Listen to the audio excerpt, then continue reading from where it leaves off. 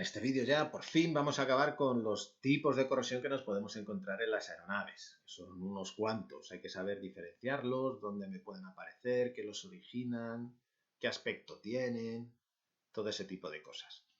Entonces, bueno, siguiente tipo de corrosión es lo que llamamos hot corrosion. Aunque no es realmente un tipo de corrosión, porque este hot corrosion es lo que nosotros conocemos como oxidación. En seco. Aquí no necesito ni electrolito, ni ánodo, ni cátodo, ni nada. Esto es que simplemente cuando el metal, o sea, los metales tienen los iones metálicos, estos iones metálicos positivos que se forman, tienen tendencia a reaccionar con el oxígeno.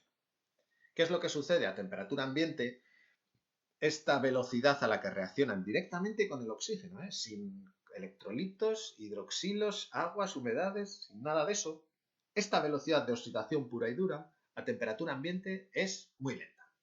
Entonces, en una pieza que esté corroída, ¿no?, oxidada, que tenga esta herrumbre, la proporción de oxidación va a ser mínima. Pero a altas temperaturas sí que vamos a poder apreciar grandes cantidades de oxidación. ¿En qué partes del avión vamos a tener altas temperaturas? A ver, tic-tac, tic-tac. ¿Dónde vamos a tener? Vamos a tener en el fuselaje, en la cabina, en el tren de aterrizaje. Bueno, vamos a tener en los escapes de los motores o zonas que se vean afectadas por el escape de los motores. O podemos tener igual, bueno, igual en los discos de freno, no deberíamos de sobrecalentarlos mucho, pero, o sea, tiene que ser en zonas que sufran un calentamiento muy importante. Ahí vamos a poder ver oxidación pura y dura y no corrosión. Fijaros que también me habla de oxidación y de sulfidación.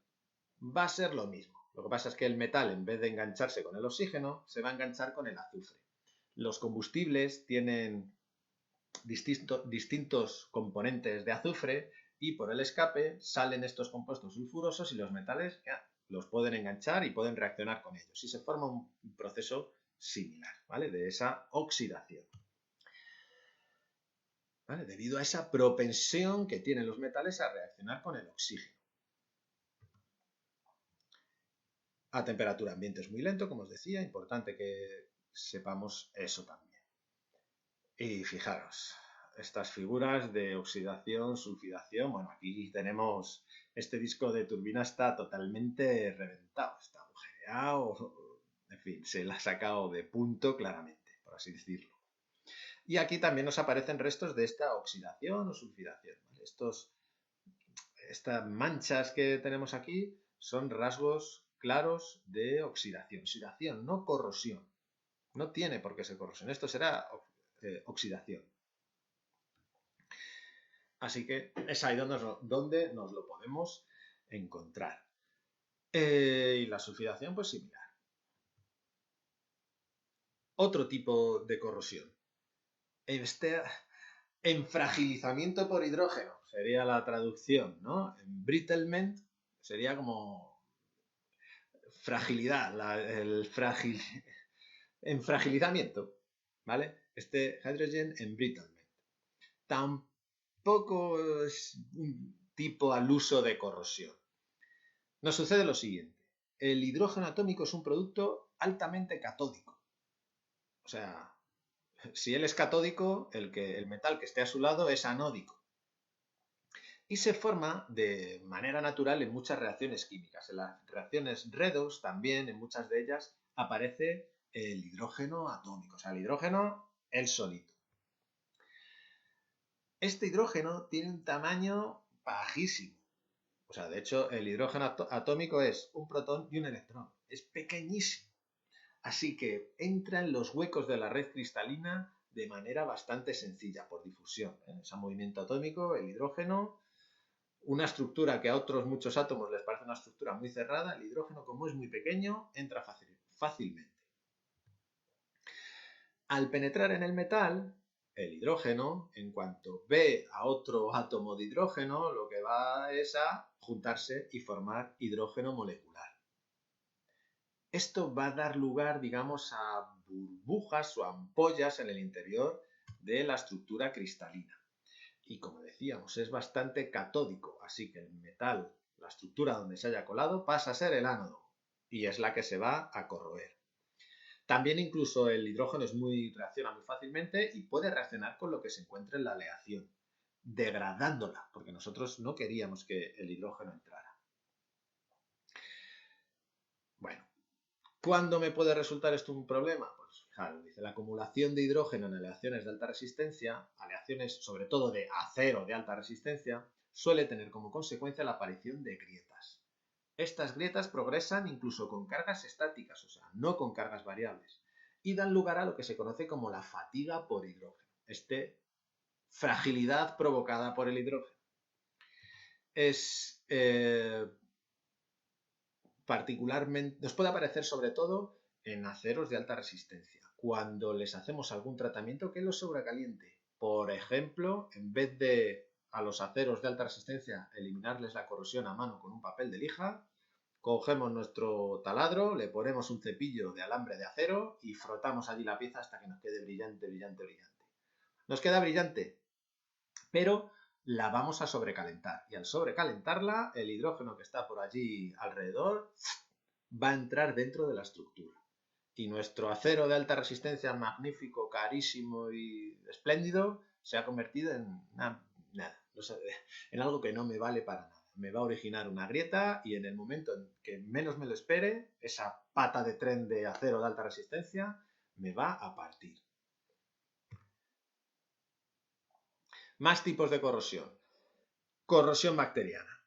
Las bacterias, algo hemos dicho también en un vídeo anterior, bueno, pueden ser aeróbicas o anaeróbicas en función de si necesitan oxígeno o no en su día a día, digamos. Las aeróbicas aceleran el proceso de corrosión ya que su metabolismo, los desechos, sus excrementos, son ácidos, sobre todo en forma de ácido sulfúrico.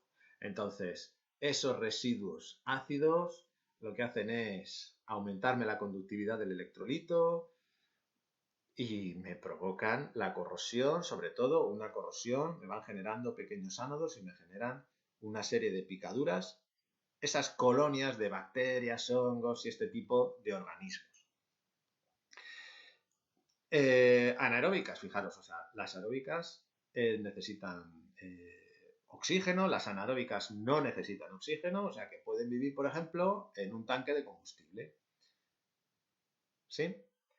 ¿De dónde sacan su energía? No lo sacan del oxígeno, sino que directamente, o sea, como si no lo respiran, por decirlo de alguna manera, como las aeróbicas, sino que lo obtienen de provocar una serie de reacciones químicas. Esas reacciones químicas me pueden comer, puede ser a base de comerme protecciones, sellantes, o incluso metales o compuestos que estén en los metales, etc. Y al quitarme todas estas protecciones y demás, me van a provocar la corrosión del metal. O sea, en su día a día, en su comer y cagar, diciéndolo claramente, las bacterias me van generando un ambiente propicio para la corrosión. Los hongos, pues 3/4 partes de lo mismo. Estos microorganismos se agrupan, absorben humedad y también en su metabolismo nos van generando una serie de suciedad que nos favorecen un ambiente, digamos, corrosivo. Este tipo de organismos con temperaturas así bastante tibias y una humedad grande proliferan sin problemas. Si alguno habéis hecho pan o masas, ¿no?, que tienen estas levaduras, que son un tipo de hongo, veréis que con una temperatura un poco tibia, rápidamente empiezan a comer humedad, empiezan a comer la harina y los gases que producen al comer son los que hacen subir a la masa. ¿De acuerdo?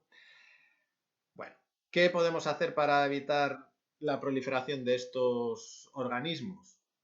Evitar humedades, utilizar compuestos biocidas, fungicidas y demás. Por ejemplo, en el combustible. Los depósitos integrales, se me pueden afianzar por ahí una serie de microorganismos dentro de los depósitos de combustible, así que los combustibles llevan pues este tipo de biocidas, fungicidas para evitar la proliferación de colonias de estos microorganismos. Y bueno, hasta aquí los tipos de corrosión. Son unos cuantos. Hay que saber cada uno en qué consiste. Bueno, nos vemos en el próximo vídeo. Un saludo.